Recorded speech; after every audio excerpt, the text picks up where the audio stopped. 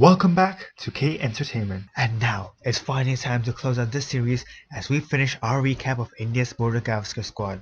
We've gone through the top order, we've gone through the middle order, and we've gone through the spin. There's no other place left to go other than the pace bowling. Now you can argue this will be the most crucial part of the series. India's going to be up against Josh Hazelwood, Pat Cummins, Mitchell Starc, and more. And we will have to make sure that we pick a team where our pace bowling stacks up well against theirs. We have Mr. Reliable himself, Jasprit Bumrah. Hopefully he also gets support from the others and doesn't have to do all the workload himself because it is a 5-match series at the end of the day. But look at those stats, I mean, come on. Across his 40-game career, he's averaged just around 20.5. That is unbelievable. You look at any legend of past Test cricket and you won't get those kind of numbers. In Australia, his numbers, again, around the same figures. 21.25 average. In the WTC era, averaging around 20. And this year, he's been even better. He's averaged 16.46 in home conditions exclusively. But none of that compares to his stats overall under Rohit's captaincy. Can he beat New Zealand? No. But still, he averaged 15.16 for you and pick up 5 firsts every now and then. Just a special bowler. Dare I say, India's best bowler of all time. But now let's look at the supporting cast, starting off with DSB Mohammad Siraj official. When I was compiling his stats, I was a bit surprised myself, because he feels like the kind of bowler who's picked up good rhythms and has good games across his career too. But when you look at stats, they're pretty average, especially for the era of Test cricket we're currently in. He's averaging in excess of 30 across almost all metrics, and even in his amazing debut Border Gavaskar series, his average lied around the 29.5 marks, which was a lot higher than expected. Now, it's no surprise that his recent form at home has not been good. Overseas pitches might support him more, but when you look at his stats, you do have to think, do we continue backing him? He isn't on the younger side of 30 anyway, so why not go to other people? So that's where we're now headed. My personal pick for a second seamer is Akash. I think he has been very impressive.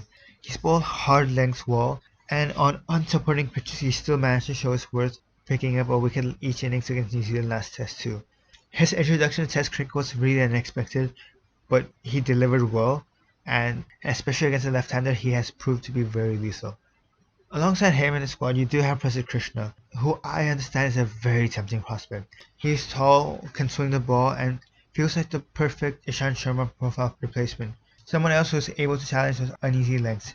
Obviously, injuries have halted his career throughout, but I think his Test series in South Africa is very disappointing. He averaged 65 and he looked like he'd be getting hit every over in the Test series where conditions should have been in his favor. So this is a bit of a surprising call. I would not expect to see him in the 11 straight away.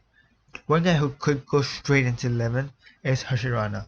And yes, he is young, I don't get on the hype train, but the reason I say this is because of his handiness from the bat. Now you gotta realize that Akash is a good slugger. Prasidh, Bumrah and Siraj, with all due respect, are not the best of batsmen. Playing with the pace quartet reaching these 4 leaves the explosive with a very long tail. So your alternative is Harshit. He has almost no first-class experience even, forget about internationals.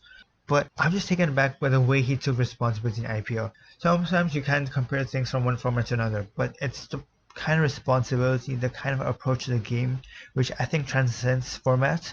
And that's what I got glimpses of when he picked up a death over and got classing out in a very tough situation as far as the match was concerned.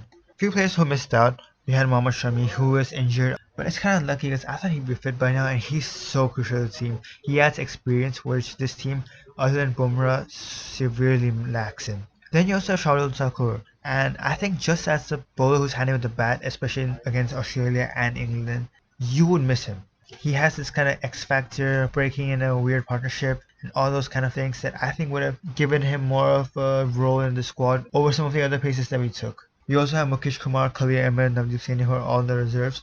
Mukesh Kumar has been preferred by India a lot. Khalil Ahmed's good as a left-hand pacer. Navdeep Saini is good with the bat too, but none of these have made the squad yet. It will be interesting to see how things go. If it's anything like the last series, you could have reserves coming in very easily. So what's the combination that we're going to play with? Well, as far as batting goes, because this is an important thing to consider when you look in detail, you've got Nilesh Kumar Reddy, who we mentioned in part 2, and he is a pace bowling all-rounder. He's more of a batting all-rounder, but I could see him being played at 7, not too dissimilar to the way New Zealand deployed Glenn Phillips. He is by far the best batsman and someone who could play across the lineup but is limited with the ball. Then you have Harshit Rana, whose batting is decent, Akash who's a slugger, and the rest are kinda not there. Bumrah obviously lead the attacks.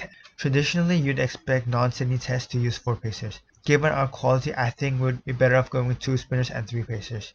8, 9, 10, 11 usually pacers, maybe just spinning around the 8 as well as 7, and you get 9, 10, 11 pacers. NKR at 6 could be another option, especially given Sarfaraz Khan and KL Rahul both not being too convincing right now. But his India A game wasn't that good, so he'll have another chance to prove himself. I think Harshit is going to get at least 1 game throughout, but there's so many combination questions that only one guy can answer, and that's Gautam Gambhir.